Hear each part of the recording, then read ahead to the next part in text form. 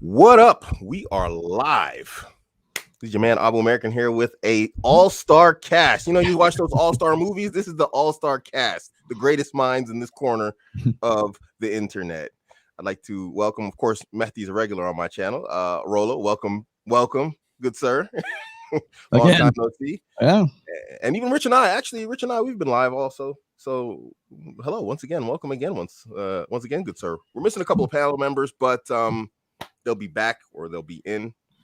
And yeah, I'm looking forward to this conversation, talking about, you know, the gynocentric West and its influence on Islam and Islam's influence on the West, because we're seeing some of both happening right now. So yeah, for sure. I want to thank you for helping me out with my fourth book too, Craig, because that was your influence and is definitely evident in parts of the book. So in fact, I think I put you in the acknowledgments. Yeah, you're in the back of the book too. Well, I was kind of like shocked. I was like, wow, what I'm in the book. Hey, help me out, man. I gotta kind of, put credit where it's due. I also had Rabbi Kaba from, he was my Jewish influence for that too. So he was on there as well.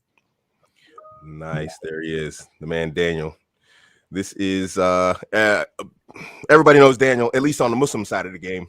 I don't know if you guys have met Daniel, Rich and Rolo, but Daniel has been like on the Muslim fighting feminism side of the game since I can remember, back when I was only on Facebook and nothing else. This guy's been in the trenches since day one. He's the one who came up with the term feminism is the gateway drug to disbelief. Yeah, hi, how are you guys doing? Good. I've seen you make the rounds. I know who you are. I'm new. Yeah, very nice to meet you. Well, only one that's missing is Coach Kareem. He'll be back here in a minute. He's doing some tech things. Some content, $4.99 super chat. Thank you. Hello to you too, good sir. So, what actually inspired this was a clip where you and Rich had a guest on, and I'll play it here in a second. And you guys were actually talking about. Well, let's just go ahead and play it here. Let me see. Oh, guys, let me know if my sound is Was that from? Oh, okay. So that was from the one we did on religion and marriage. That's it. Yeah. Well, first off, Rich and Roy, both you guys changed my life. Thank you, man. Appreciate it. Yes. In any case, I wanted to comment that I think Islam is probably going to be resistant to feminization. And the reason you'd be surprised. Yeah. You'd be It'll be the last holdout. It'll definitely be the last holdout. Yeah. Well, it's essentially my thinking on this is that the Quran and the Hadith and the Sirah are declared to be perfect and unchangeable, and that Muhammad was the guy to be emulated in all aspects. So any changes to it, then they brand you as an apostate. And if you're a Catholic, you might get excommunicated, but if you're an apostate in Islam, well, the consequences are a little more severe. I'll tell you what the problem is with that is that boys want girls. Yep. And boys will do whatever it takes to get girls, and girls are susceptible to these narratives, right? I've already talked to a lot of dudes. There's a guy, I think he goes by. That was Kareem. I screwed that up on my show a couple of times. I think you've. Oh, you're muted, Greg. You're muted, but my mic. Yeah, I get echo. Do you guys know if this gentleman here is Muslim or not? He's very, very.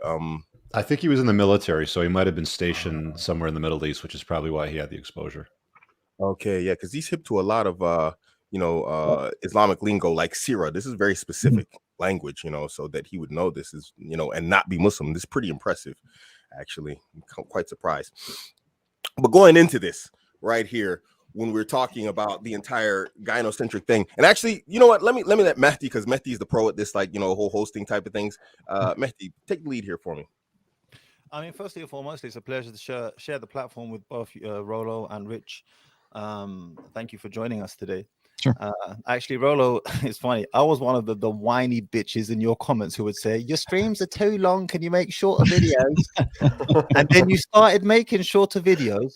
I would watch the shorter videos, and they were the gateway drugs to me watching the long streams. Now I only watch the long streams. See? And there's two in particular, actually, that I would definitely recommend the audience to check out, which were very eye-opening. One of them was ovarian shift. The other one was ovulatory shift. I hope your ovaries are shifting. My bad. Ovulatory shift. And what was the name of the other one? I believe it was titled War Brides or something along those lines. They were fascinating. It was fascinating to say the least. I don't want to spoil it for everyone else. Rich, you were the first content creator that I actually came across in this sphere to begin with. And your videos were shorter. My attention span was a lot shorter back then. And it was actually to do with the data pertaining to women who have had, the more body, the higher her body count, the less likely she is to pair bond and so on. So, I wanted to thank both of you for the work that you guys are doing, because a lot of the Muslims in this space, I don't know what it is, but they find it a bit problematic when they hear non-Muslims talking about this type of thing or these types of discussions, almost as though Muslims have a monopoly on general knowledge, which is not true, and there's a lot of beneficial general knowledge that I have taken from your content. Now, of course, we are Muslims and there are certain things we will not be able to take, for example, sleeping indiscriminately with women and so on and so forth. But putting that to the side, there's a lot of objective truths which I find to be very enlightening and educational. So I wanted to thank you both for the work that you have both been doing over the years, for that matter. Absolutely. Moving it forward from there, I mean, what did you want to comment on this video, Abu American, exactly? Well, first off, I wanted to get Rich and Rollo's perspective on Islam, gynocentrism, feminism, the influence. Where do you guys see things going? And then especially like with Daniel, he is by far, and that's no insult to anybody on the panel, but by far amongst us and the Muslims, he's the most intellectually, just sharp-minded guy out there who's been in the trenches on the longest on this. I want to get his take and then, throw our takes in there on top of this and see if we come to some sort of, consensus about, how we view, the world that we have somehow inherited as men. So, Rich, Rollo, I don't know who wants to go first. Where do you see? I'll start since I'm kind of the gateway to showing you the rabbit hole, and then Rollo will take you right down that thing and show you everything. I'm the fire hose. You're the garden hose. I it's a cancer and it's spreading, and I see Islam and Muslim countries as probably the last stronghold, the most resistant to it. Which is nice to see that there's at least some places in the world that are, taking a stand, because I don't encourage guys to take a stand in the West anymore. Like I've just gotten to the point where I'm just like, enjoy the decline, take care of yourself, draw a perimeter around yourself and the people that you love, and then, control what you can control, let the rest of them burn it down. I don't see there as an opportunity now in the West to try to turn things around. There's no religion that's got it right. I haven't seen any, religions in Western parts of the world, Christians, Jews, whoever, even Muslims, when they come here, they tend to, start dealing with a lot of the problems that everybody else is dealing with here in the West. So it's probably the last stronghold. And where is it going to go from there? I don't know. We'll see. If people ask me, because I generally say, if somebody says, well, what religion do you associate with? I just say, I'm generally non-religious, but if I had to pick one, I'd have to go with Islam, because it seems to get most of the stuff right. Rollo? Well, I'll just begin by saying this is I spent, as you know, Craig, because you helped me do this, the last 3 years anyways, doing research on religion and the red pill. That's why I titled the last book was Religion. And it grew out of my association with a blogger by the name of Dalrock, who was a Christian blogger. And he had a lot of Protestants as well as Catholics that had an ongoing conversation for about 10 years on that blog in his forum chats and commentary. And so a lot of my sort of interest in how the religion intermeshes with red pill praxeology, for lack of a better term. It grew out of that, and then as soon as I said that I was going to be doing a book on red pill and religion, then I think it was actually you, Craig, who hit me up and said, "Hey, are you gonna have a section on Islam?" I'm like, oh, okay, I better put that in the notes, right? And then I had Rabbi Kaba come on and say, "You're going to do something about Judaism." Oh, okay. And so it was sort of building over that. So I have to sort of give you a little bit of background here before I comment on Islam in particulars, because I have, one of the things that 3 years of research taught me is that feminism, gynocentrism, feminine primary thinking, feminine correct society, the feminine imperative, which is what I've called it since day one, has been assimilating male spaces for a very long time. Religion is definitely one of those, as well as politics, as well as the workplace, as well as the intersexual dynamics. Everything else is prioritized for women. Religion is not immune from that. And so when I'm going and I'm looking at each individual religion, it's really easy to pick on Christianity because Christianity was the first to fall. Okay. It's very emotional. It's very, it meets women's needs first and foremost. When I was in the interview with Rich that you just played a minute ago, the reason why I said that Islam will be the last to sort of, it's like the last stronghold, the last bastion, is because it's very patriarchal.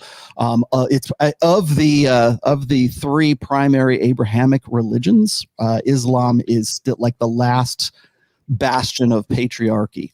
And men are still looked up to as sort of like the head of household, right? They're still looked up to, in at least in a general sense. However, as I'm going and I'm doing this research, it's like I said, it's easy to pick on Christianity because you can just see how endemic the feminine imperative has been in assimilating that religion. Judaism as well. Judaism was already matrilinear to begin with, so that's real easy to look into. Any of the Eastern religions all pander to feminist and feminine, like Western feminism right now. I looked at Krishnaism, for example. Tulsi Gabbard, for example, is a Krishna. I don't even know what to call it, Krishna. For Western women right now, Krishnaism, whatever, I don't even know what to call it, but that's very popular. It's starting to become more and more popular in the West as a result of the fact that we have essentially given up religion for a new religion, which is what I've termed the sort of worldwide religion. Emotionalism? Based on emotionalism, exactly. And so it's an emotional appeal. Anything that works for the feminine gets assimilated so that it becomes, as I said in the book, Christian kosher. Islam will become Islamic kosher at some point, Judaism, Hinduism, whatever it is. So we have this sort of what I've called the syncretic world religion, meaning we take all these religions, we just mix them all together, and we call it love. And it doesn't matter if you worship, in a mosque or in a church or a temple or wherever it is that you are. It doesn't make any difference. It's very Unitarian, and it's very it's supposed to be all inclusive. And the only thing that we all have to agree upon is that we're all focusing on our emotions and our connection, and we're not judgmental of each other. And I would argue that in its infancy anyways, like Christianity, certainly Catholicism for a while, Islam for sure, Judaism was very patrilinear, patrilocal anyways, in that there was a patriarch that was the man who was sort of deciding and had the authority. And as we have removed authority from men socially, we have removed that authority also from those religions and put women into those positions of authority. And while Islam may be the last bastion or the last holdout amongst all of the world's religions, we're seeing it sort of incrementally, just like little by little. Just depends on show me the country, show me the more Western or the more affordable gynocentrism is to that particular country, the more you will see the erosion of that particular religion. And it could be anything. Judaism, Christianity, Islam, but that was the point I was trying to make to the gentleman that was on Rich's show, is that, now, but we have to think strategically here. In 1 or 2 more generations, what's it going to look like? Is it going to be stronger? Is it going to be weaker as a result of gynocentrism?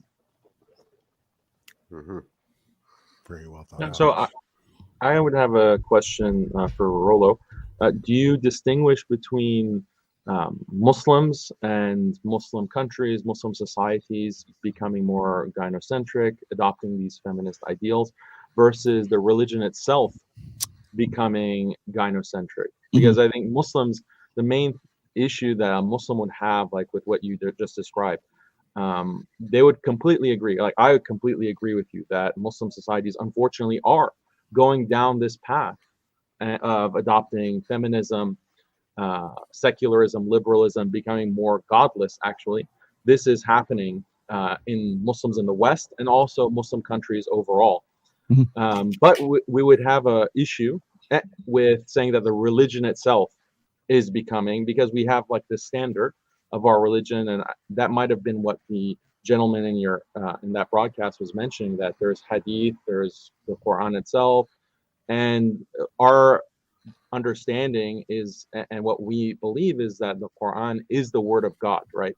So when there is a verse in the Quran that says that al-rijalu qawwamuna 'ala an-nisa, which means that men are authorities and maintainers over women, it's really hard for like one of these feminized or feminist or simp whatever Muslim guys coming and saying, oh well, God wants equality between men and women, because there it is in black and white. This is God himself saying that men are authorities over women, and endorsing this kind of patriarchal system. So it'd be hard to, and these reformers actually that have bought into gynocentrism, feminism, they have a really difficult time making much headway into the Muslim community, because there's actually an example of one. Her name is Amina Wadud, and she did this media spectacle where she tried to lead men in prayer, and she's an academic actually. She has this book. I know the name. Yeah. You know about her? So she's in her book, she addresses this verse of the Quran, and she says, we as Muslims should be okay with saying no to the Quran, like basically saying no to God.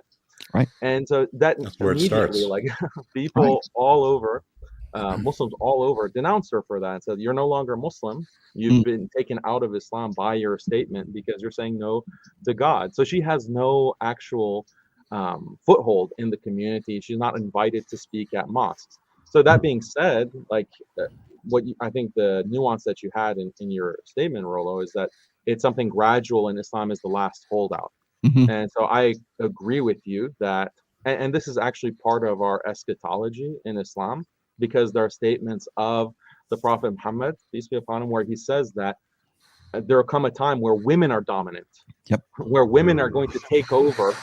In the Old Testament as well. Yeah. Yes. So this is something that we completely agree with, because it's part of our eschatology, our end time prophecy, that women are going to be dominant and they're going to control our affairs. And that's what we're seeing. Like, look at the biggest Muslim leaders, quote unquote, in the West. We have people like Ilhan Omar. We have people like Rashida Tlaib. Like, these are supposedly our leaders. But this is a disaster, because they're so willing to throw Islam under the bus for the sake of this kind of progressive, liberal, feminist nonsense that they're constantly preaching. So that's the only distinction, or the only point I would make in response to what you guys are saying, is that yes, the Muslim community unfortunately is going down that path. We are the last holdout, because it's very difficult for progressives to kind of tamper with or reinterpret the Quran, because we have, like, it's much better preserved historically as an objective historical point of Western scholarship. Like, the Quran has been preserved from even using carbon dating, like the actual Mus'haf or the codex of the Quran has been dated to within the Prophet's lifetime. The extant codices that we have in museums all over the world. So it's clear that it has been preserved for all this time. It's hard for, unlike with other religions, for some reformer to come along and say, no, this is just something made up. Like this verse about patriarchy, this verse about the authority of men, this is just something that some guy 200 years after the origin or the beginning of the religion, this is something that was just added on later. It's much more difficult for Muslim reformers to make that kind of argument, just because of these historical facts about Islamic textual preservation. Well, let me tag something on to the end of that there, because this was actually a particular part of my fourth book, Religion, that I talked about. Is I can't argue with God. Okay, when you have a true believer, when you have somebody who is sincere, I don't care what religion, is sincerely invested in their faith.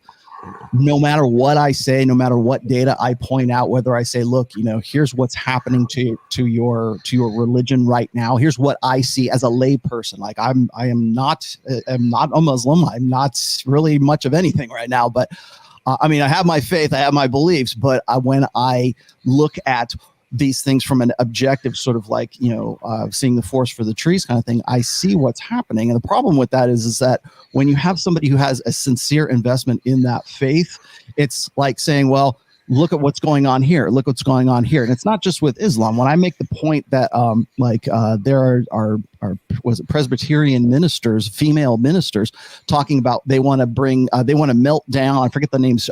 What's her name? I'm trying to remember the pastoress, but she was in, I believe she's either Methodist or she's Presbyterian, but she melted down all these purity rings from these girls to turn it into one big statue of a big, basically a big cooter, right? I mean, a vagina statue that she presented to Gloria Steinem in the church. And it's like, where did this go?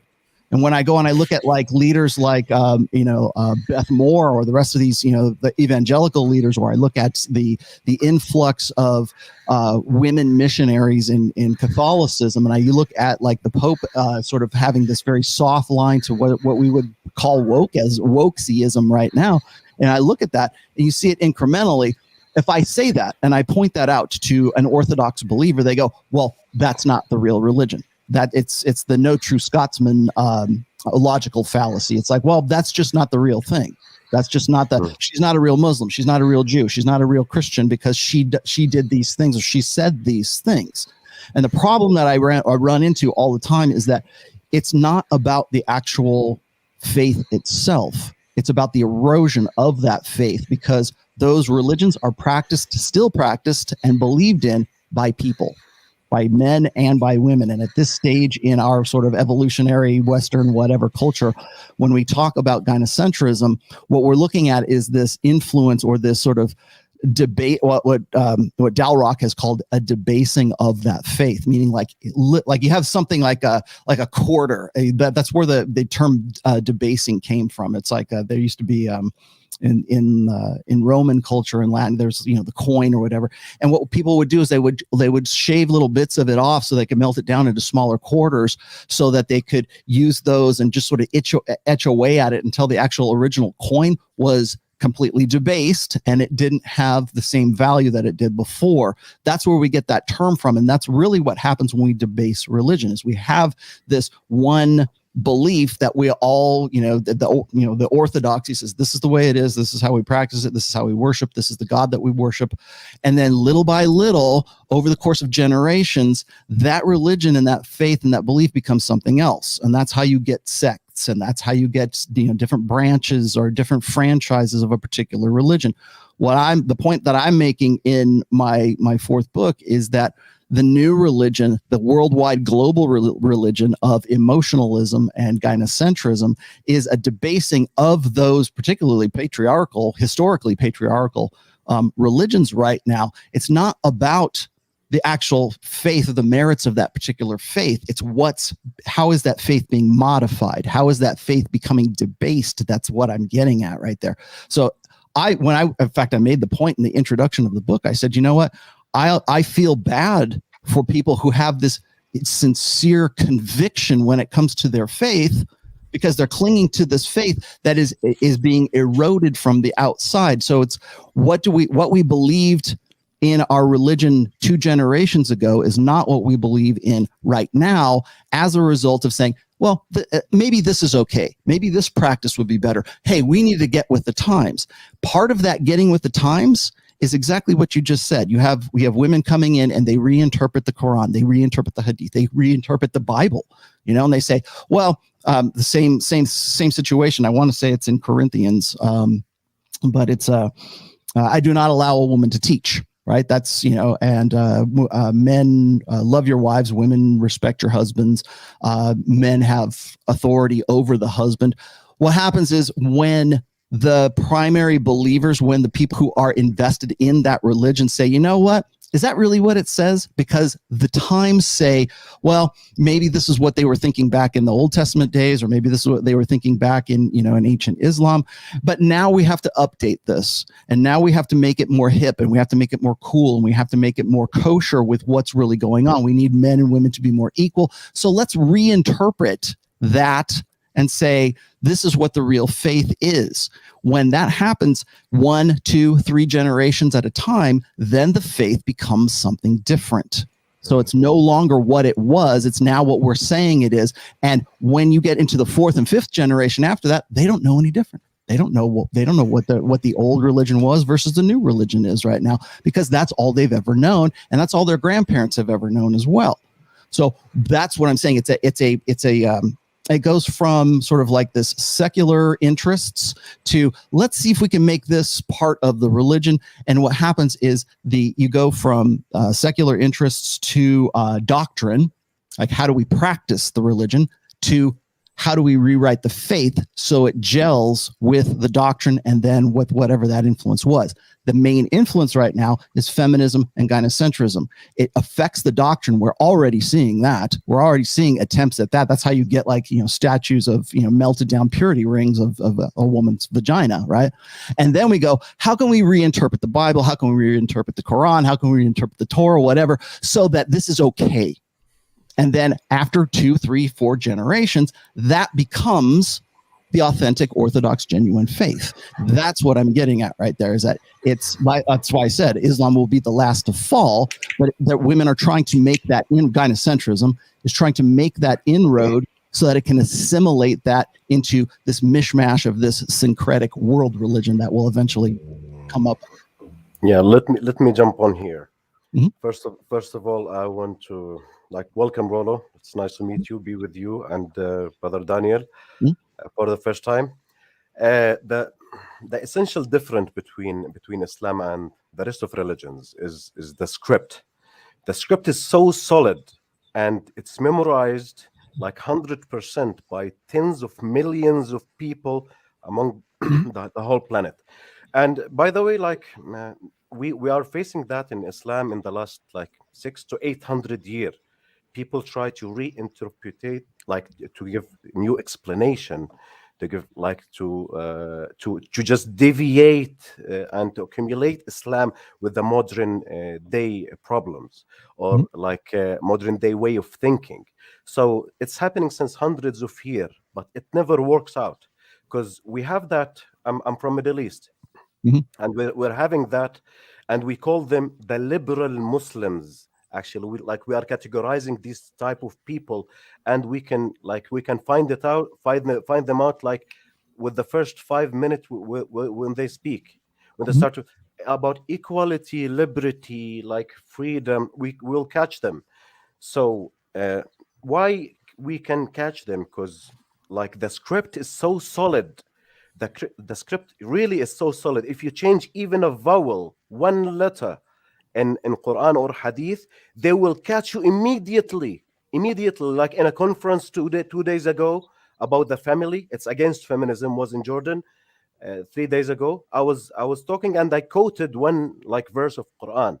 I did one single mistake. They stopped me on the stage. You did mistake. People know that, and they can catch any deviation of the solid script or the explanation in Islam within a second. So it is so difficult for people to change those things and to be adapted generation after generation to be a new modified religion. You got me? Mm-hmm. Yeah, absolutely. Well, I have a question for Rollo, actually, and maybe Rich can also give his view. But do you think that religion can exist outside of the minds and the opinions of believers of that religion? Is that possible? Is there this? I feel like this is a Platonism versus nominalism debate. Is it, because some people will say no, there's no such thing as this idea, like this ideal religion in the abstract. The religion is only what actual believers think. Is that your view? Well, I actually talk about that at the end of my book, which is like, is the religion dependent on believers? Is the religion dependent, like what we know of? I hate to get all stupidly existential here, but like if the human race ended tomorrow, if every man, woman, and child on planet Earth died tomorrow, and there was no one to say, oh, there's a God or there's not a God, would there still be a God? Right. And that's one of those sort of existential things, is like, do we create God or does God create us, kind of thing. And what I would argue that most Orthodox believers would say is, yes, of course, before there was human beings, there was God, and after human beings are gone, there'll be God too, right? But as far as us being human animals crawling around on planet Earth with oxygen and gravity and all the things that define our existence, what's important to us right now?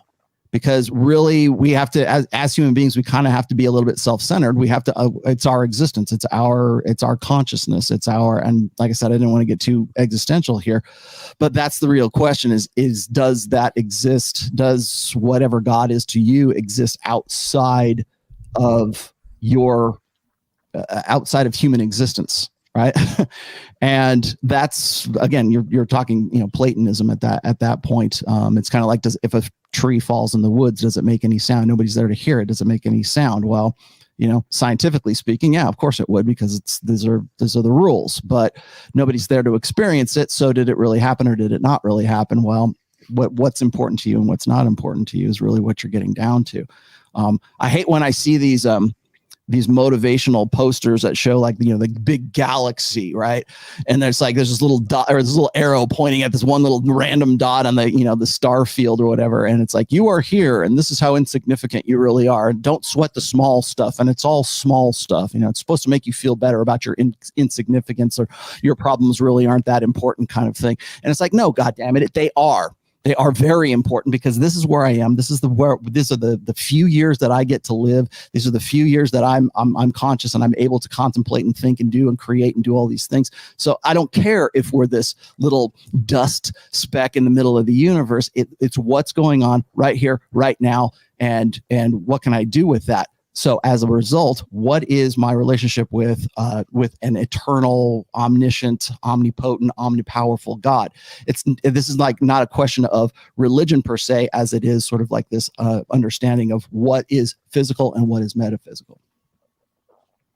I was just sitting here sort of thinking about the question, because as a guy that's non-religious, it's odd. It's like the chicken or the egg sort of question, right? Like, what comes first? Rich, you just need to take some magic mushrooms. Then you'll have a religious experience. Oh, I've done that before. That doesn't bring me to religion. That brings me to a different place.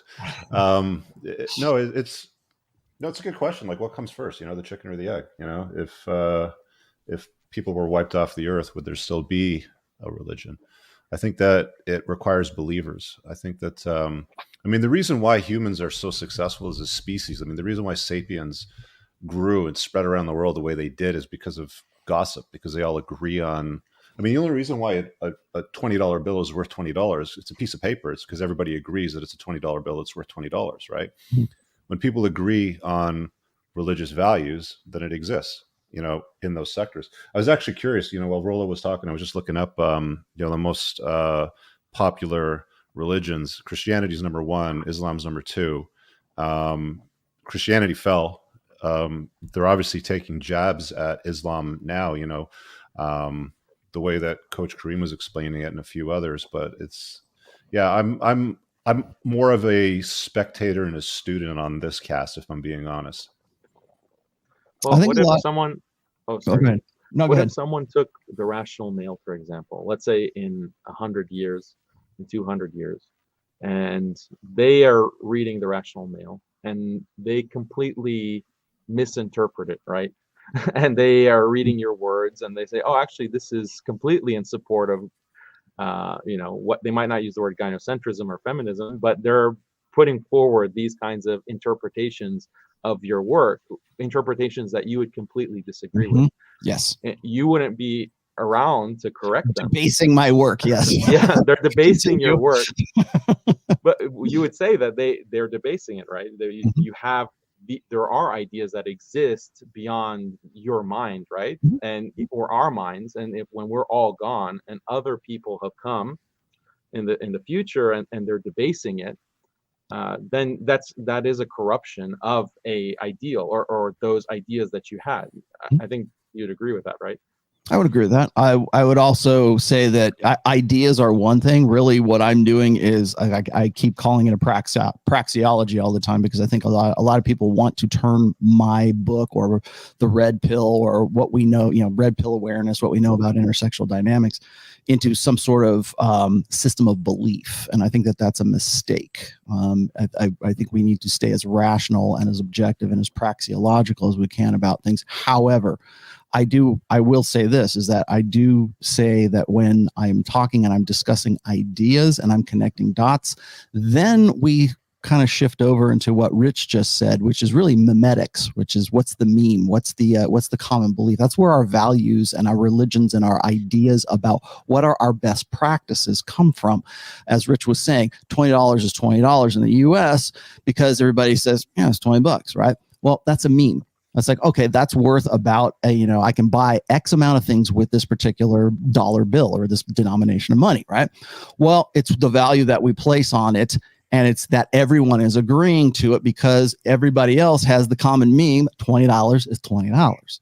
So when you take that and we start talking about family values, when we start talking about our common beliefs in religion, our tribal beliefs in ourselves, the color of our skin, where we came from, what our nationalities are, when we start mixing that in there, there are memes that are very, very beneficial to human beings. And then there are memes that are very, very can be some of the worst atrocities that you will ever experience in humankind.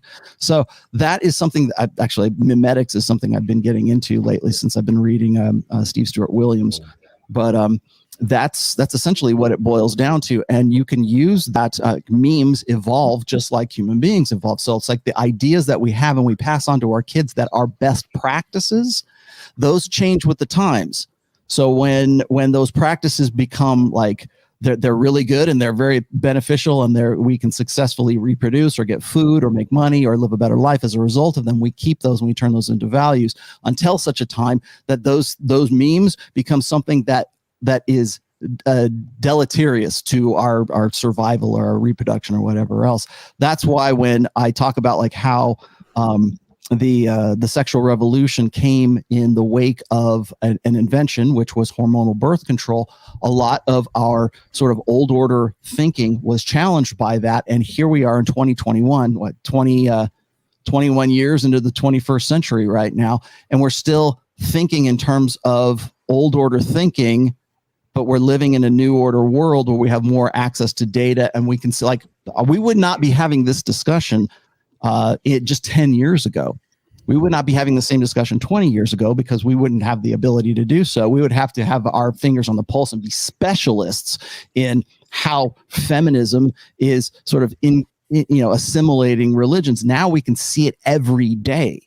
Now there's Twitter feeds for, corrupt pastors and, and here's this girl on Instagram who is taking off her hijab, and she's in Iran, and she's challenging the system and going by dancing in the streets or something without a hijab on. And now she's, risking her life. And now on a worldwide stage, we say, yes, go girl. That's good for you. That's the way it ought to be. Challenge the system. Oh boy, she's courageous and brave to be doing that in that particular country, with those particular values and those particular memes being popular. Then you can go and you look at a country like, what is it? Craig, is it? I think it's Somalia, who is was a traditionally Islamic country, now is a feminist government. Yeah, Somalia has actually, I don't want to pick on Somalia. It's Mogadishu. I know it's one of those countries. Is Ethiopia? Maybe it was Ethiopia. I'm not really sure about the government of Somalia, but I don't want to pick on the Somalis because I have a pretty tumultuous relationship with those guys. But they do tend to, in a sense, not as in a dysfunctional way, but they tend to reflect African American culture and society similarly. That they are a highly matriarchal society and culture. Mm-hmm. Can I jump in here? I got guys. I don't know what happened to my thing. My computer crashed and whatever else. I want to jump in. I want to bring in Rich and Mehdi because these two guys are like in similar fields. And so I want to kind of change the direction of the conversation. I missed the point where I wanted to drag in Coach Kareem. He started talking already. Mm-hmm. So when it comes down to you, Rich, and you, Mehdi, both of you guys are dealing with men, like predominantly male crowds. Obviously, we all are. But in a special way, you guys seem to like have more of a more like a personal contact slash like touch with your communities. You guys are really admirable in the way you guys address your communities. Rich, have you seen on your channels and on your platforms Muslim men, and what has been your opinion of how they've been responding to this? Because actually, whether we like to, and this is something that I have a problem with a lot of Muslim men, is that they tend to not seem to want to take on the burden of male performance. And that's a big thing that you're on, Rich. It's like, chase excellence. Don't chase women. Don't chase drama. Don't chase this. Chase excellence.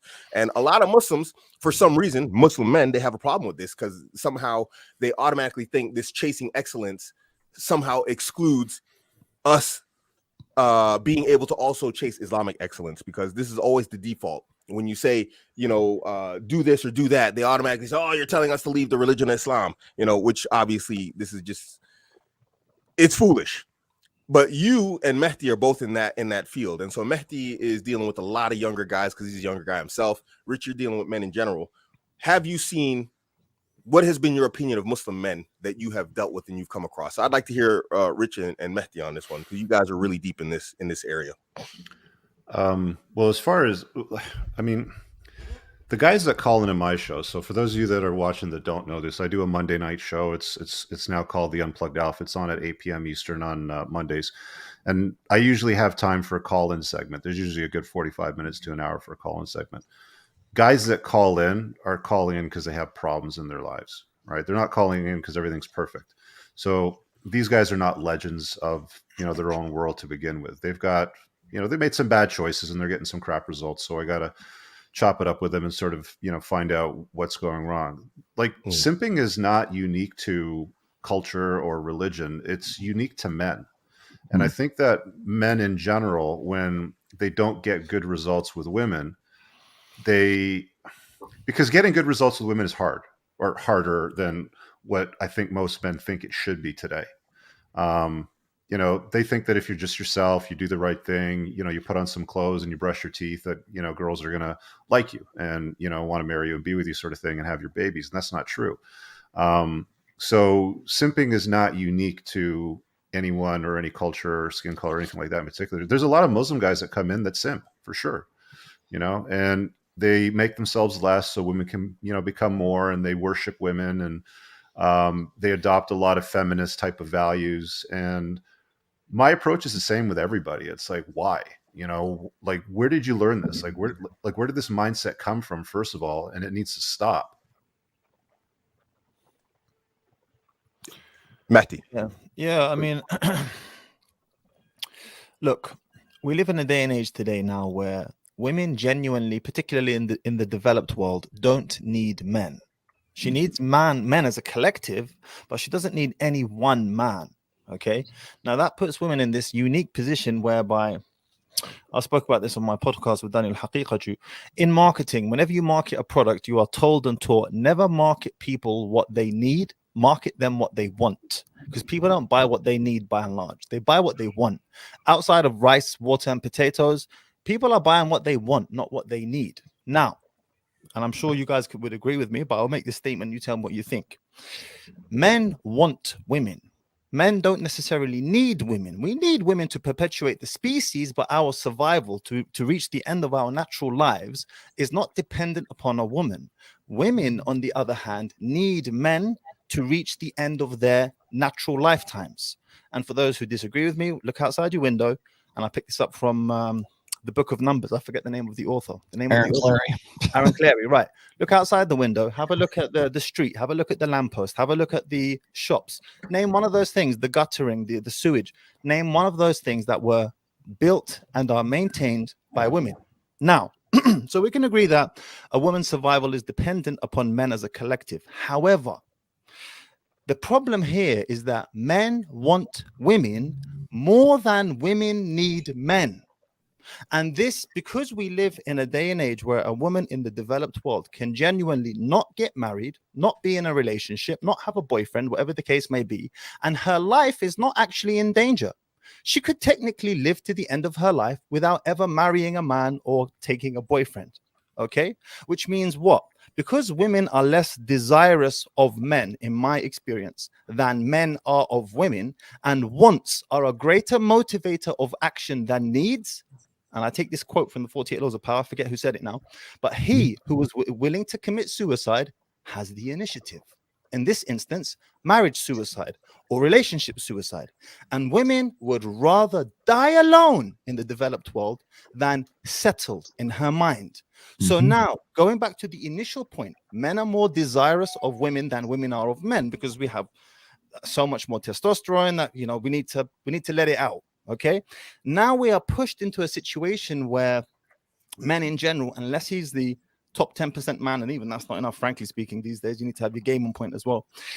Unless you're that guy, you are going to be more prone to simping or breaking the rules because women are happy to commit marriage suicide. He who is willing to commit suicide or relationship suicide has the initiative. That's my take on it. You know, I guess what I'm looking for in terms of an answer, maybe I should be a little bit more specific. What I'm seeing is when I talk to Muslims online, there's always this great anger. Muslims don't need red pill. Red pill is anti-Islam. This, that, the other. And guys are carrying on and on and on and on and on about how we don't need red pill. And, you know, if that's what you want to say, that's what your choice, fine, knock yourself out. Say what you want to say, believe what you want to believe. I'm not here policing men and their behaviors and what you want to believe, what you don't want to believe, unless like you say. Anyway, the point is, what I'm not seeing is an organic embrace of masculinity that is in Islam. We find this in Islam. This is, I mean, when you look at the seerah, when you look at the history of Islam and the Muslims, you don't get more masculine than these guys. But what I'm seeing is Muslim men embracing all of the femininity and none of the masculinity. And so I'm trying to find out, like, what is your take on it? Because this is what I'm seeing. And maybe I'm being sort of black-pilled about our brothers here, but this is what I'm seeing, because now we have a situation where they talk about the Sahaba, Rich and Rollo. These are the companions of the Prophet Muhammad, peace be upon him. And these guys were absolute, just the most masculine men you would come across. And the only narrations they mention when they talk about these guys is how they're soft and how they're commanded to be soft and gentle with their wives and how they're, you know, told to help their wives in the house. And they fail to realize and accept or see that these are men who in the morning would go out, and there are narrations of this, cut other men open with a sword, literally butcher him. They would go to battle from morning to evening, come back, cut open. Some of the companions were described as having wounds so deep the hands of their children could fit inside of the wounds. These men were like the most masculine, most combative, type-ready guys in the world. So a man being strong from a position of power, or being soft and gentle from a position of power, that's something unique. But where are these men of power today? You're just soft, putting softness on top of softness. And so I don't know if you guys are seeing this, but this is what I'm seeing. And this is why I tell my channel, guys, go to combat sports, because you're just weak. You're Ted in accounting, or you're Ahmed in accounting. You know, you don't have a single callus on your hand. Then you come home and you want to wash dishes and you want to be seen as some sort of champion. You know, come on, guy. Yeah. Let me add for this. I believe like there is fundamental differences between on which spot of the world that you're talking about. So when we're going to talk about the West, generally speaking, from socio-economic point of view, and we rank like the countries, there is a huge difference between, for example, the Scandinavian countries and the Middle Eastern, like African countries, because the basic needs for individuals in such country is not fulfilled yet. such as United States, Sweden, Canada, Australia. Like, you know that Ibn Khaldun, Ibn Khaldun quote from the sociology, when hard time produce hard man, hard mind, hard man soften produce luxurious time, produce weak man, and weak man fuck everything up. So I'm not sure that's how it goes, but yeah, okay. yeah. I like that ending. Fuck everything. So when you reach the peak of modernity and luxurious time, with very comfortable, with all of your physiological basic need fulfilled from the time you got born. So the basic desires of female is really fulfilled, like even in the more socialist countries such as Canada, where you live, Cooper. They don't really need man, because the state will provide them with everything. Like, they do not have that desire. But in Africa, if she do not have a man after 20, if she lost her father, she will be in a very high dangerous risk. So it is totally different when we're talking about which country, which part of the world here we're talking about. So that's why the most egalitarian countries in the gender gap report, the last one in 2021, the gender gap report about in adolescence mental health and mental health and happiness, like the gap is going bigger and bigger in the most egalitarian country. The first one is in Sweden. The women in Sweden have the worst, the worst mental health and psychological problem. Why? She have all her desire fulfilled. She doesn't need a man. She will never formulate a family, and she will end up miserably. So we should take this under consideration, guys. Don't you think so? Yeah, that's something I would agree with. I wanted to ask you, Craig, because you mentioned that a lot of Muslim guys have an issue with the red pill. What are the grievances that they raise? Some of the grievances that they raise in sense of the red pill, or just in general? Yeah, well, just in general. Just in general.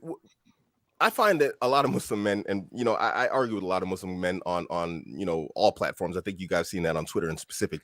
What I see is it a cognitive dissonance, maybe, where guys want traditional women, but at the same time they don't want to accept traditional masculinity, and so I see a problem here. It's not that they don't want to accept traditional masculinity. I don't even know if it's that. I just think they're afraid to embrace it. I think that's more of the reality of the situation. Why is that? Is it because it's too much work for them to take on that burden of performance, or they're scared? It's fear. I think it's fear. If you're going to be like my wife tying my shoes, to them, I look like an absolute savage. Oh, you're giving Muslims a bad name. You're the guy that makes people think Muslim women are oppressed. And so if he accepts his masculinity and his position as the husband in Islam, and in Islam, a man has not only responsibility, he also has authority over his wife, because she is obligated religiously to accept his command if it's not in matters of impermissible. If I said, and obviously I wouldn't, but if I said go stand in the corner and it's a permissible order, she can do it. She's supposed to do it. It's her obligation to listen to me. Now, obviously, you would be a savage if you told your wife to go stand in the corner for no particular reason, but it's her obligation to follow his command. And Muslim men are afraid to accept that command, that authority they've been given, out of fear of being castigated by the community. And as social media has become more and more widespread, especially amongst the women who wield it as a weapon and a bludgeon to clobber men over the head, brothers have become more and more fearful to actually exercise and execute the authority that they've been given over the women. And so when you come online and you say, hey, look, your wife's supposed to take care of the household because you told her to, then they come with all the narrations. Oh, it's not her obligation. Well, it's her obligation to obey you. And if you told her to go take care of the house, then problem solved, bro. But they don't want to hear this. I will add to that as well, to answer your question, Rich. I see in the comments right now, I've seen it just as we've been talking. We don't need red pill, we have Islam. And it's this conflation of the religion with general knowledge. And I have I don't know how many which ways to make this statement, and I say it till I'm blue in the face.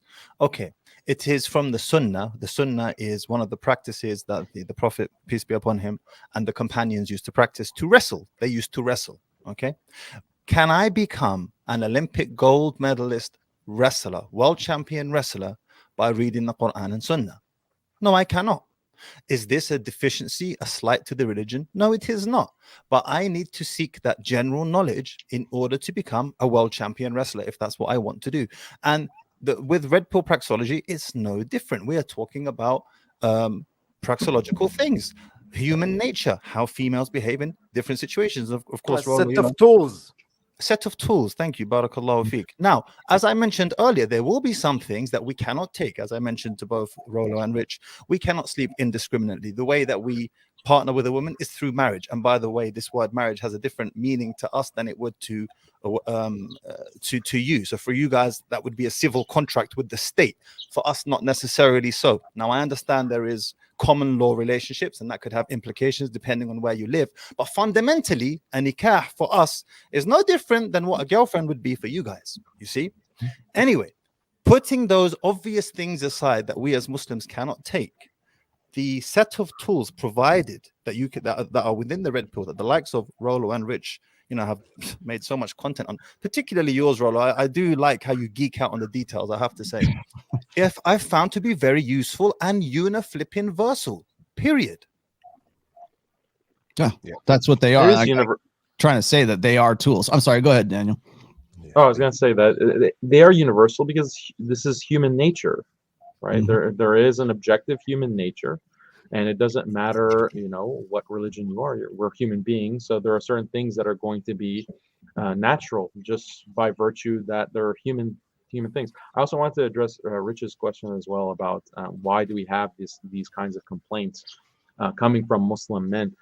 And I think Abu American touched on it, but we do have this kind of shame narrative that Muslim men mistreat women, and Islam is anti-women. Muslim men oppress women or hide women behind a veil, keep them from going out, stuff like this. All of these kinds of narratives came into the Muslim world through the colonial project. And it was a very deliberate kind of project to subjugate Islam to colonial powers. But that kind of colonial inferiority mindset has lasted many generations up until now. And I mean, it's nothing new, even within the White House during the Trump administration. There was a memo that actually leaked where the State Department was saying that the best way to really liberalize Muslims and get them on board with American interests is to go after this women's issue. Go after, we need to preach women's leadership. We need to push Muslim women to be, more active in traditionally masculine roles. We need to attack these kinds of traditional gender roles in order to basically break this kind of Muslim resistance to American foreign policy or American interests. So this is something that affects the Muslim psychology, unfortunately. And you find many Muslims today who will have this kind of knee-jerk reaction to red pill because, this is, making us look bad if we, this is making us look like misogynists if we agree that, for example, patriarchy is a good thing and gynocentrism is a bad thing. So that's, I think, a big hang-up that we're trying to, all of us on this panel in the Muslim community, we're trying to push back and trying to get, break the spell, basically, that many even Muslim leaders and imams have fallen under, many of them, unfortunately. Can I add for that, if you don't mind, about America? Yeah, go ahead. Yeah. I believe there's two main reasons for these blue pilled, young, miserable guys who's attacking the praxeology, because that's but those are minority. We're really making fun of them here in Arab world. Red pill awareness is booming. I established my website 2 months ago, and people is visiting it from 80 country. So there's two main reasons. One of them is the West phobia, We have those mind who's living under the rock, or like the rock is inside. So they are afraid of everything everything coming from the West. No, we don't need this West. No, this haram, this blah blah blah blah. And I don't believe in this, because we're studying a lot of sciences from the West. The West themselves, after the Mid Ages, was taking from our sciences without fear. Like in the Middle Ages, like we was in the head, we was leading in almost all sciences than Europe. So they did not hesitate to take sciences and scientific books from our side, and they study it, they develop it. So it is not an excuse if anything comes from the West is bad. No, it is not, because when you get sick, you will run to the hospital with this Western knowledge to get to be treated. This is the first one. The second one is like what you mentioned, Rolo. Some of them are like, so I can say, weasel, so scared to take this amount of responsibility that we preach with red pill.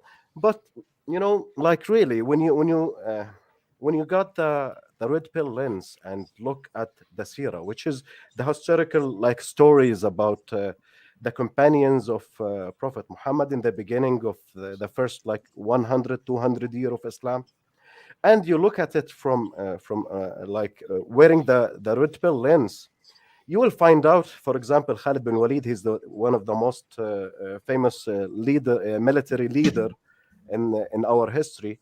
He got around 11 wives, tens of concubines, and with 40 kids. And when he died, he never got any single foot in his body without hit of spear or sword. So this is a great warrior, having like more than, I assume, more than 20 to 30 women in his life with 40 kids. So when we look about the rest of the companions, they are all super masculine figures. So we have this in our literature. So it is not a Western idea. We're just getting it from the West. That's it. I have a question. So, again, I'm coming at this with curiosity. Do you think that maybe part of the reason why there's a lot of weak guys out there sort of simping for women in Islam is, does that have anything to do with the fact that a guy like Craig can have 4 wives, and then that limits 3 other women's availability to other men? So they figure if they soften their approach and they become more feminized, and that'll make women like them more, or does that even things out and make it more egalitarian? Sneaky, I'm just curious. strategy. Yeah, well, it's kind of a sneaky strategy, but to the point, there's a history of strong, masculine, virtuous, successful men in Islam that run harem. There was Ishmael the Bloodthirsty, who purportedly had over 1,000 children, right? That leaves a bunch of women unavailable for other men. I'm just wondering if you guys think that has anything to do with them softening their tone and not taking on the burden of responsibility, because to run a harem of 1,000 or several hundred women to have over 1,000 children is going to tie up a lot of resources. I'm just curious about that. تفضل أخي. No, actually, Daniel's been very quiet. I'd like to hear him. I'd like to hear him talk. He's been very quiet the whole show. I don't know. You have an opinion on this, Daniel, or? Yeah, I don't think that. I think that polygamy actually, or polygyny, makes people more masculine in society, not less masculine. And this is actually a anthropological fact that they've studied. And Joseph Heinrich cites it in his book, The Weirdest People in the World. And he cites the fact that in societies that practice polygamy or polygyny, such as Muslim societies, testosterone levels are higher, and testosterone goes after marriage. So when a man marries a woman in the West and in monogamous societies, testosterone goes off a cliff. Mm-hmm. It drops severely. But in polygynous societies, the overall testosterone, baseline testosterone level is higher. And after marriage, the man's testosterone will generally stay the same or even go up after marriage. So there seems to be more testosterone in polygynous societies. That's what the research shows. I don't think that it's generally the case that people like Abu American are monopolizing women because they have more that they're marrying. Because generally in these masculine societies, there are fewer men than women, because men are in the dangerous jobs, men are going to battle, men are fighting. So in a true traditional masculine society, if men are being men as they should be, there's going to be fewer of them, and then there will be many women actually who will have to go without. So this is something that Islam accounts for, and polygyny as a practice has, for some reason, because of Christianity and church reforms that happened literally 1500 years ago, polygyny was outlawed by the Roman Catholic Church. But other societies, the majority of patriarchal societies, also happen to be polygynous. So I don't think the beta simphood that we find in the Muslim community can be attributed to polygyny per se.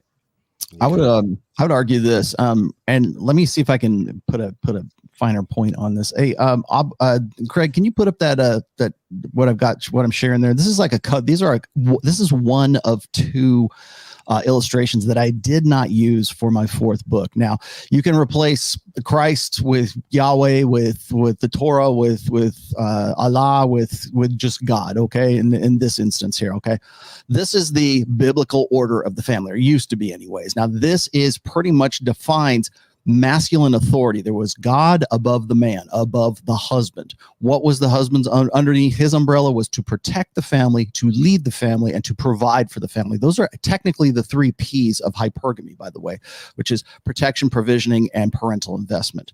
Below him, beneath him, under that umbrella was the wife. Comfort, teach, and nurture. Okay, both the husband as well as the children, and then of course the children were underneath that. Love the parents and obey the parents. If you go look at any Abrahamic religion, this is across the board. What in patriarchal societies, this is exactly what this was. Now that's number one. So what I did is I changed this up for modern times, and this is the new church. This is the church of emotionalism right here. Oh, sorry. That's interesting. Yeah. So that's that. So this is not a religious problem. This is a societal problem. This is a gynocentric problem. This is the new church right here. So if you can put that one up there, Craig, put that second one that I just put in. Oh, is it a change? Okay. Is this the second one? So now this is the new order. Okay. The new order is God, whatever your higher metaphysical, beliefs are. Okay, beneath that is gynocentrism, is teaching that gynocentrism, and then of course with feminism, the Duluth model of feminism, which means that men are always to blame. Beneath that is the wife. Now the wife has the duty to protect the family, to comfort, to lead the family, to nurture, to provide for the family. All of the things that men used to do. When we switch over from a feminine to a masculine context here, that woman has to now take over for that, because men cannot be trusted to protect the family, to provide for the family, because they're basically children themselves. In fact, they're worse than children. Beneath her is now children who are expected to love the mother, to share, to shield the mother from accountability, because they are basically little ideological human shields right now. So what's good for the child is always good for the mother, and their duty is to obey mama. Okay. Beneath all of this now is the husband, and all he has to do is assume responsibility without any authority and generate resources. This is the new order of the church right here. And I really wish I'm kicking myself for not having put this into the fourth book, but that's what I don't, and across the board, I don't care what country you come from, whether you're from Scandinavia or the Middle East or Asia or wherever it is. This is why what Rich is saying here is like, why is it that these guys seem to think that simping is the way to go? Well, the reason for this is because they have been taught this new order, that they should not ever expect authority. That's why I say Islam is the last holdout, because it still teaches men that they have authority that can be used to enforce the responsibility that patriarchy in a balanced, ideal state implies. So when we have patriarchy, that comes with a guy being the authority and the head of the household, right? But it's also, he has a responsibility to his children. He has a responsibility to his wife or wives. He has all of that duty and that honor and that everything that comes along with that. But he also has the authority to affect that. When guys go, well, maybe it'd be easier if I just align myself with the gynocentric social order. Maybe I should become more like a woman. Maybe I should get in touch with my female side, get in touch with my emotions. Maybe I should express myself emotionally. Maybe I should buy into this idea that, you know, men are just sort of these stunted, imperfect versions of women, and that if we just worked on ourselves, we can become more like women, and that will solve my reproductive problem, which is I can't get laid, I can't have a family, I can't have babies unless I do these things. They have no concept of even asking for or trying to assume any kind of authority that particularly patriarchal religions already implied in the book, in the Quran, in the Torah, even in New Testament. All of that stuff still implies a patriarchal authority that is gone in an egalitarian, equalist, blank slate a new order religion that is based on female emotionalism. So that's why these guys get upset when we go, no.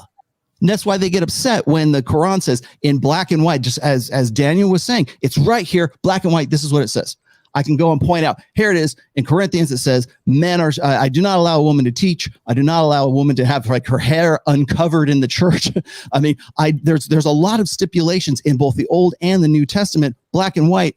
And so what these guys do is they go, well, if I don't go along to get along, and if I don't simp for women, then I'm not going to solve my reproductive problem. And I think it's probably a little bit more pronounced, as Rich was saying, in a polygynous religion and a polygynous society, because they think, those guys who are the beta males think that the key or the direction or their strategy and tactics to solve their reproductive problem is to align themselves with the feminine. And what is the feminine doing? Trying to reinterpret the black and white writings of your holy texts. That's why. This is where what that last image that I showed you, that's pretty much emotionalism and the new order religion in a nutshell. Yeah, and that's why men need to come together. That's why, guys, it's not a religion thing. It's a guy thing. It's a masculine thing. It's a man's thing. I don't care where you come from or what your religion is. It's you as a guy need to reassume authority. And if you don't, this is where we're headed. Yeah. 2 points. First off, I agree that men need to come together in general. I believe in tribes nowadays. I agree with Rich that, you can't save the West, that you're actually building communities and tribes now. Why most of us have men's communities. And yes, it is a masculinity thing, because no matter how you see it, a lot of Muslims like to talk about the enemies of Islam and the enemies of the Muslims. But the simple fact of the matter is, when we look back at the times of the companions, their enemies were also very masculine men. You couldn't take that from them. Those guys were very masculine men. So masculinity is a universal, whether they agree with you or not. If a guy has actual masculine attributes across the board, maybe his ideological beliefs and whatnot are different, but masculinity tends to be universal. Now, going into something you were talking about, you made a very good point that Rollo, that I've been saying for a long time. And what we see amongst the Muslims a lot right now, and this is, I think, one of the biggest problems and one of the best attack vectors that they've come at the Muslims with, is that men are trying to become what they're attracted to, and women are trying to become what they're attracted to. So we find women are taking on masculine traits, going to university, getting high-paying jobs, becoming a big shot, boss girl, and then she's running some management firm or whatever else, so she's moved way up the corporate ladder. And obviously we know that women do not tend to marry down. They marry across or up, which makes it very difficult for her to find somebody. She has adopted and taken on very masculine traits in getting to where she is. And men, thinking that his masculine traits are a turnoff to a woman, starts to tone down his masculinity. And what happens in exchange? He becomes very effeminate and feminine in exchange. And I don't think a lot of men notice that they do this when they try and tone down their masculinity. Nobody's talking about going around smacking people, and these, caricatures that society actually puts out there, to insult and, berate and make masculinity look bad. Nobody's talking about those, overplayed, attributes, but just straight out masculine attributes they have belittled, and men are afraid, especially Muslim men are afraid to take that on. Like we were saying, then they say you're a savage, you treat women bad, you know, you want to oppress them, this, that, the other, and whatever else. So I mean, spot on there, Rolo. I mean, I agree 100% with that. You know, we're seeing the genders do sort of like a flip-flop, where guys are trying to, you know, be soft, and they think, hey, this is going to attract the girl, and it's nothing could be more from the opposite. When these guys are wondering, how does Abu American do it? He's a savage on YouTube and Twitter, and he's getting all these women chasing him, and he's in the comments chasing the women there to my comments. They're looking for me, you know, and these women are out here trying to become a bunch of guys, and guys are like, you know, I say it all the time. I said in the last show, no guys out there looking at this woman, this sister, like, ooh. What happens when men trade their authority for this sort of certainty, or this idea that they can, if just all I have to do is give up my masculine authority and women will like me more because of it. The more I become feminine, what happens is you put women into, like I said, that umbrella situation, to the point where women become the intermediary between you and God at that point. And I make this case also in my fourth book, is that if mama ain't happy, God ain't happy. And we're getting to the point right now where if these guys aren't simping, they're not doing enough, that they're not living up to whatever expectations that woman has. And as Daniel was saying, women have very little need of men today, because we've pretty much ensured the beta bucks, provisioning, parental investment, protection side of things for so long that standard is very, very high. But if that guy doesn't measure up, then it's not, especially if you're a believer, and I don't care what religion it is, if you're a sincere, convicted believer and mama ain't happy, it means God ain't happy too. And so therefore, it's no longer about your relationship with your wife. It's about your relationship with your God, because it's coming down from on high through her to get to you. And I think that is one of the most insidious things that's going on as far as this assimilation of gynocentrism with old religion, is that it's replacing men's authority with women's authority as being sort of the arbiter between you and your God. And I think that's a very dangerous place to be. I'll say this, if I can hop in here, because from the observer's position, whenever I get a weak Muslim guy calling into my show, he's not in an Arabic country. He's not calling me from Saudi Arabia, from any of those countries. He's not. He's calling me from Sweden. He's calling me from Germany, from the UK, from Canada, from the United States. That's where he's calling in from. And he's behaving just like every other simpy guy does, who thinks, become less so she can become more, raised in some cases by a single mother. There's no father around. So they're sitting around all day consuming, Western media that tells you to basically be a little beta bitch, right? I don't see too many guys calling in from conventionally Muslim worlds. Doesn't happen. That's interesting. Koreans can probably do that. I have, because I have the same percentage in among my clients. The vast majority of them are Arabs, like Arab men, but they are living in United States, Canada, Australia, Sweden, like West Europe, I want to drop this, your umbrella. It is fascinating, Rolo. It just remind me of quote, which is hadith of Prophet Muhammad. I just lighted in my mind. It is in Arabic, لا تؤدي المرأة حق زوجها حق ربها حتى تؤدي حق زوجها, which is translated literally. Yeah. I'm translating it. The woman will never fulfill God's right until she fulfill the husband's right, whatever she did. That's literally. It just remind me, like your umbrella remind me of this hadith. Yeah, the umbrella is really amazing. You notice that those themes, like that hierarchy is mutual amongst other society. You can go to the hunter gatherers in the Amazon rainforest. That hierarchy is still there. It's unique to human beings, I think. Go ahead, Daniel. Sorry. Yeah, I was going to say that I really like the umbrella inversion of the hierarchy, and now men are even below children, and all we're supposed to be is women will say that you're just like a little child. You're just another. You should add some pits, Rolo. Well, you can put the dog there, and then you can put the men below the dog. Dogs. I forgot that part. That part of the umbrella.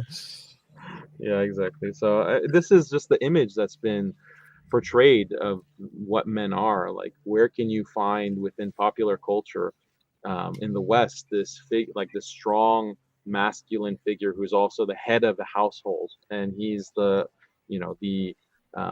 in charge, basically. That image does not exist in mainstream media, in popular culture. The image of what a husband or a man is Homer Simpson, the guy who can't do anything. He's so stupid, he is constantly messing up, and who has to come and save the day? It's his wife or his brilliant daughter. But the guys are just, these kinds of images have been pounded into our our consciousness in the West for decades. So what do you expect, like, with this hierarchy? No one thinks of, even the idea of a strong patriarch does not exist in the Western consciousness anymore. Yeah, it's what I call the Pussification of the West, and it's been going on for a long time. It's very slow. It's like death by 1,000 paper cuts, right? Absolutely. Yeah, by the way, Richard, did you got the book, The Death of the West, for Patrick Buchanan? No, it's on my list of reads on my wish list on my Audible. Rollo, you have to read this book, The Death of the West, by Patrick Buchanan. He's the private consultant for 4 American presidents. And what he's saying is, like, we are falling and there is nothing that we can do to reverse it. And he bring all metrics and numbers. The Fall of the West. Is that what you said it was called? What was the title? The Death of the West. Yeah. By Patrick Buchanan. Rich, you say it all the time. Men love to complicate their lives, and justify what? And we got guys out here like Mehdi, we got Coach Kareem, myself, and we're out here teaching guys, and we're trying to tell them, like, hey, don't make these mistakes. I'm the first to admit I made more mistakes than anybody else. That's why I've been married so many times and divorced so many times.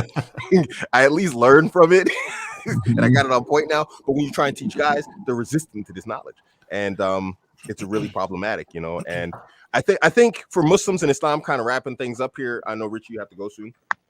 Kind of wrapping things up here. I think we're in the early stages, and I think Muslims have the capability and capacity, obviously, to catch whatever, subversive tactics are being thrown at us. As you said, as Rollo said, the progress has been slow.